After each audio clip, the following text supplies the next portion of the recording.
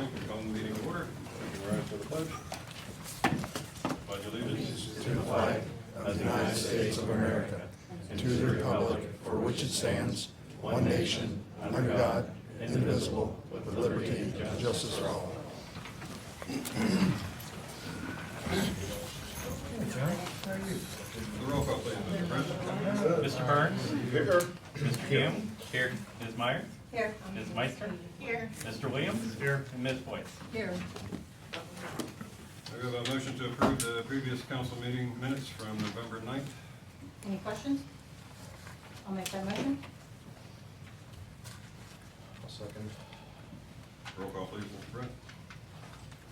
Mr. Burns? Yes. Mr. Hume? Yes. Ms. Myers? Yes. Ms. Meister? Yes. Mr. Williams? And Ms. Boyce? Yes. Thank you. And we have a motion to approve pay ordinance number 12, 2022. Any questions? I'll make that motion. Second. Roll call, please, Mr. Brett. Mr. Burns? Yes. Mr. Hume? Yes. Ms. Myers? Yes. Ms. Meister? Yes. Mr. Williams? Yes. Ms. Boyce? Yes. Thank you. Thank you. So we have a special guest tonight from Hamilton County Environmental Services, Mr. Brad Johnson. If you'd like to step up to the podium. Sure. First of all, let me apologize being here at 7 p.m. to talk about solid waste. I know that's not an exciting topic for most, but I'll make it painless, quick, and if you have questions, by all means, definitely, I want it to be a discussion. So if you don't mind, Jim, if you get another slide. So just a little bit about us. Of course, I'm the director. I know Mr. Brett very well because I worked in public health for 15 years, and I've been in this role for 4 years. And we're in the same building as public health. So, but wanted to explain what environmental services does. We're actually two agencies. We're both Hamilton County Resource, which is what I'm here for today, but we're also the Southwest Ohio Air Quality Agency. So that agency actually is a regional agency, and we are the local representative for Ohio EPA for all air regulations. So I'm not here in that capacity today, but I do want to talk about the Hamilton County Resource, which was formerly the Hamilton County Recycling and Solid Waste District. So just to give you a little bit of recap, because a lot of the work, you may or may not know what we do, but for those who don't, I want to just kind of hit some of the highlights of things you may know about us. Just to give you the history, we were formed in the early 1990s under a state mandate. So back in the late 80s, there was a major push for landfill issues. If you remember, landfills used to be more city-based or local government-based, so like usually your municipalities would have their own dumps. So starting in the late 80s, there was issues where those dumps were getting closed because of how EPA, they didn't meet rules and regulations. So it was formed under state rule, basically saying that we needed as a state to look at our solid waste and make sure we had capacity. So that's the big role that we have. Our role is to reduce the amount of waste going to the landfill, which in this case, we have two municipal solid waste landfills. We have the closest one is Bond Road, which has been making some news, and that is a part of this. I do want you to be aware of that. And then the other is the main Rumpke facility in Coleraine. So, having said that, the history, a lot of the ways that we do that, these are four of the big buckets that we do. We do grants. So, one of the ways we'll do that is if a company is looking to reduce their amount of waste, say they want to have a baler, or they want to invest in some type of recycling initiative, or they, we'll say JT out in Harrison, they want to reduce the amount of food waste they have. We'll actually give them seed money for grants to get that up and going and make it sustainable. So you may hear a lot of things that we do with that. In fact, this year we started what's called an impact grant. We're giving up to $1 million out. I'm sorry, $500,000 this first year with that program. We also do outreach campaigns. So all those residential ads and things you see on TV, the majority of those are through our office. Trying to encourage, again, that agency, the air agency, that is a regulatory agency. This is not. This agency is basically making sure we have the capacity for the solid waste and that we're doing everything for the county to make sure that we're diverting that waste. So we can't force people to do certain things, but we can go and encourage it. So that's part of the campaign that we do that every year. The environmental enforcement program, that's newer. So again, we're not regulatory. But we realized that, especially out in these areas, we have a lot of open dumping issues. And the fact that we didn't have that enforcement side of it, I mean, we were using public health for certain things, but public health had limitations when it came to that too. What do you mean open dumping? So when somebody has garbage and they dump it alongside the road, or they take it to the end of a cul-de-sac or woods and they dump it, scrap tires is the biggest culprit that you'll see with that. So, but we realized that there was an issue where that enforcement side wasn't happening here in Hamilton County. So back in 2018, we started an enforcement program. We have a deputy sheriff. His whole role is to make sure that those open dumping issues with tires and things are being investigated and followed up on.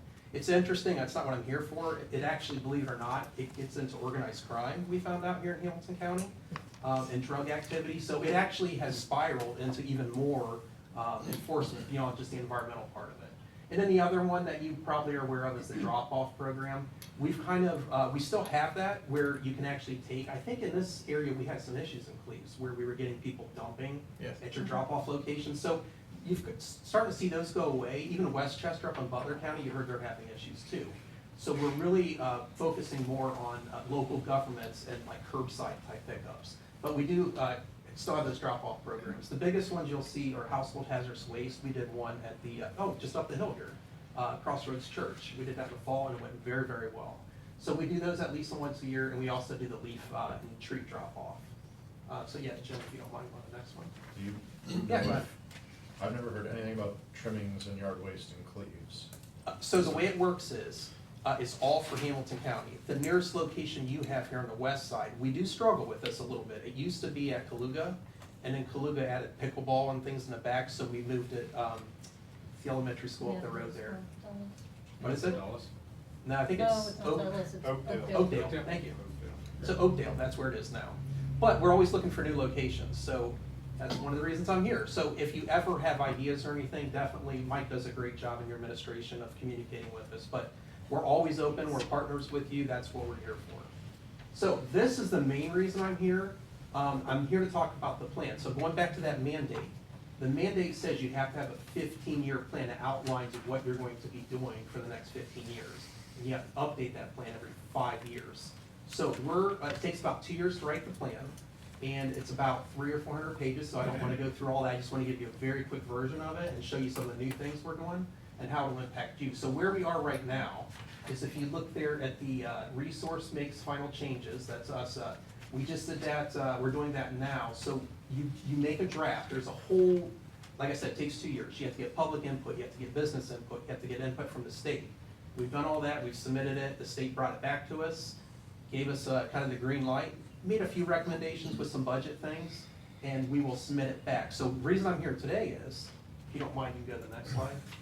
The next step, the last step, when we get this you have to get it ratified, and that's where the local governments come in.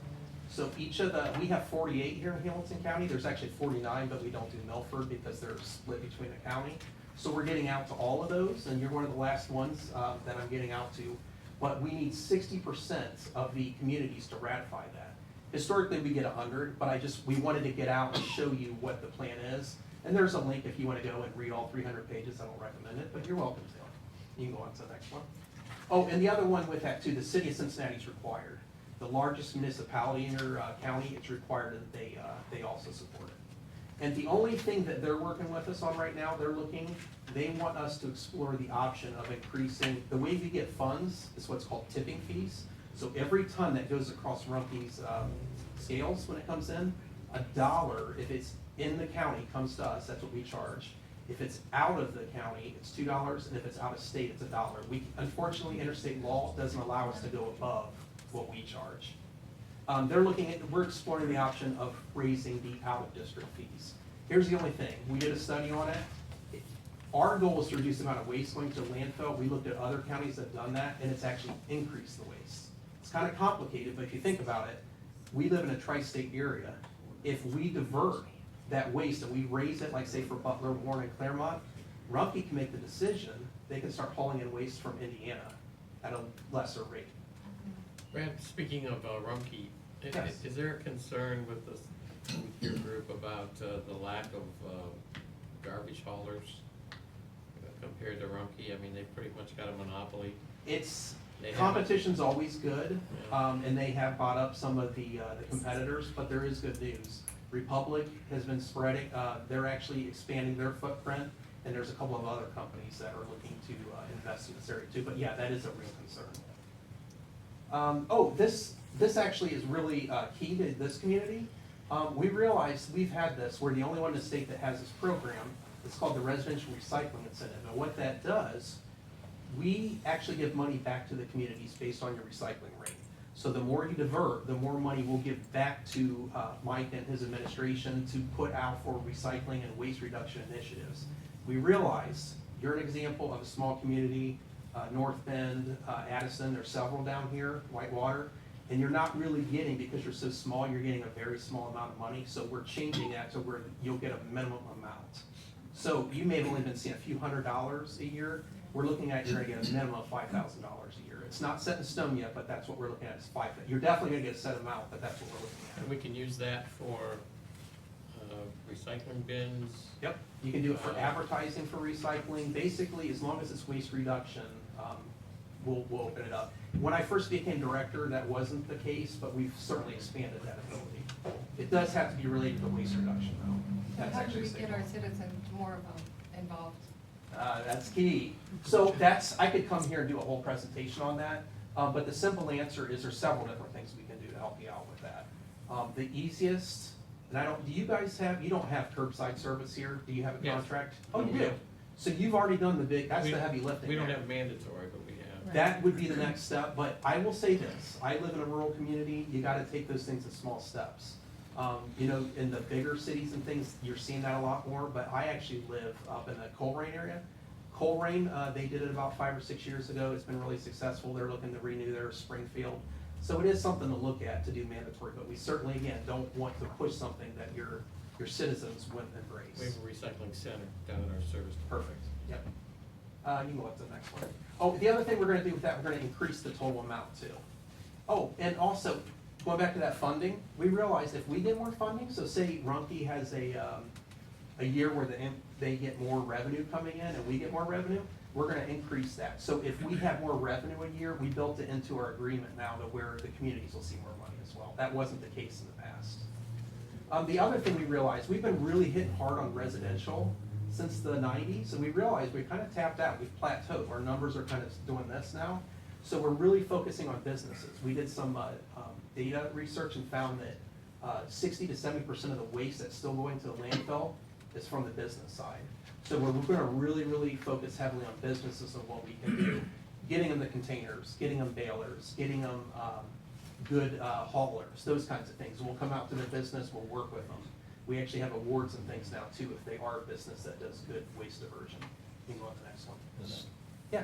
Is there a specific component of the waste that's most problematic?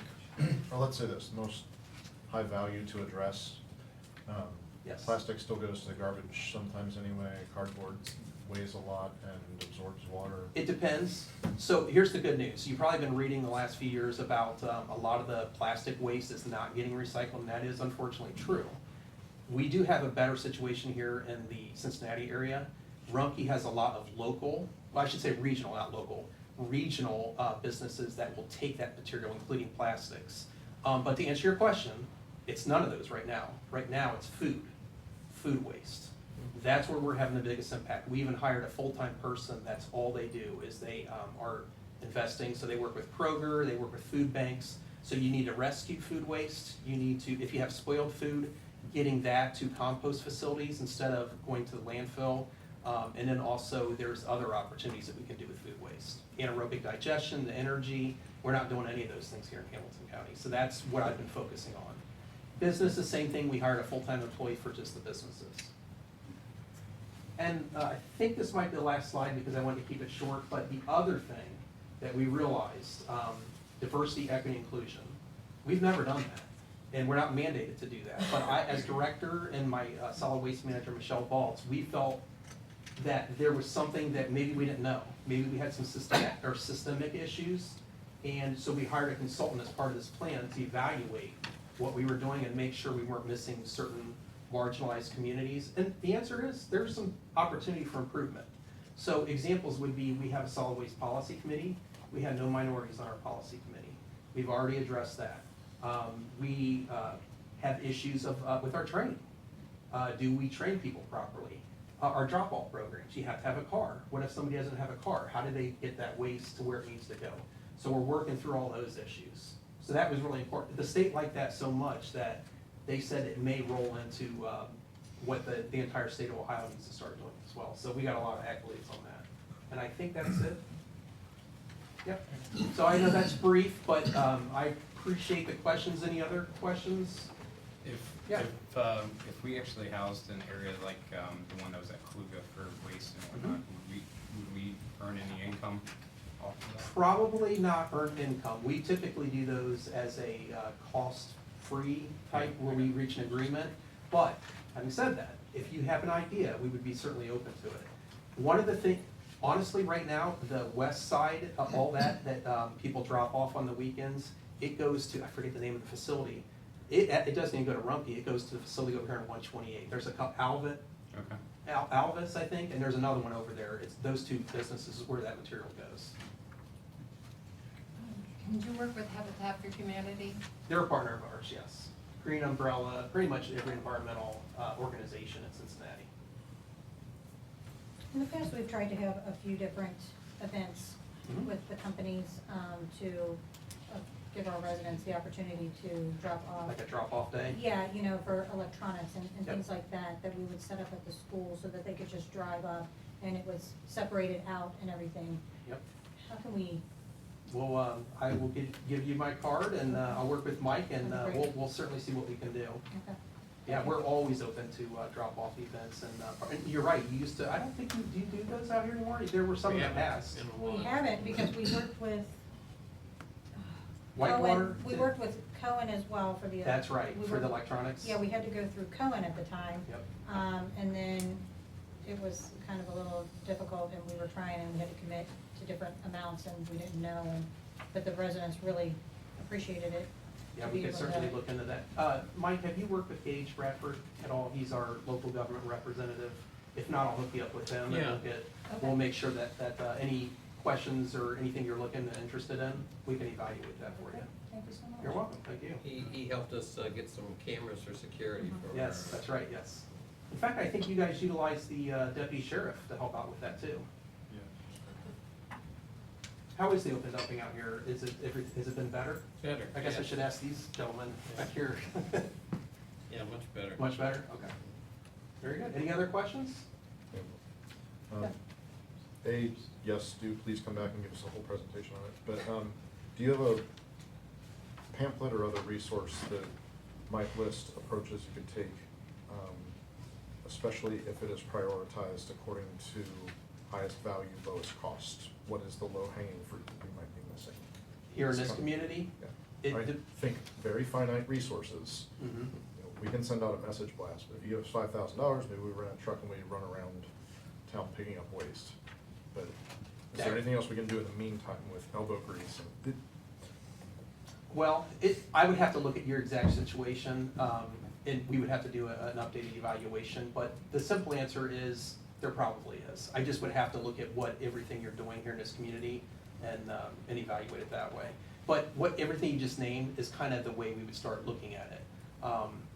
Your drop-offs, your pickups, but if you don't have a close location, which that's a pretty good drive to Oakdale from here, that might be a good opportunity. We could do something on that front with yard. I think that's probably gonna be your biggest opportunity is yard waste. Do you have a lot of yard waste produced here? I'm sure. Do you? Yeah. Okay, That I would be- figured with all the trees. I didn't know that it moved to Oakdale. I used to use the one at Cleves back in the day. Yeah. And then I think when they started doing the construction, I didn't even think about it. We would It'd be certainly, nice to have I would be something. very open to getting one further west out here, because Yeah. that's the furthest west I think we've ever had the drop-off. Yeah. So if we could find a location out here, I would be open to it for sure. The community would definitely use it. Yep. But to your point, great questions. And the other, if you need me back, Mike, if you need me back for anything else, like if you have a topic we want to discuss, or once we do start looking, I'll be happy to come back out, or somebody from my staff. We're always available. What is the ratification process for us? Good question. So, that will probably happen in the first quarter. We were thinking February, but it's looking more like March now, based on how EPA schedule. So probably March. So Yes, we will, Mike, we'll work with you, we'll make sure we get everything over, and if you want me to come back then too, I'll be happy to come back then and we can discuss where we are at that point. Good.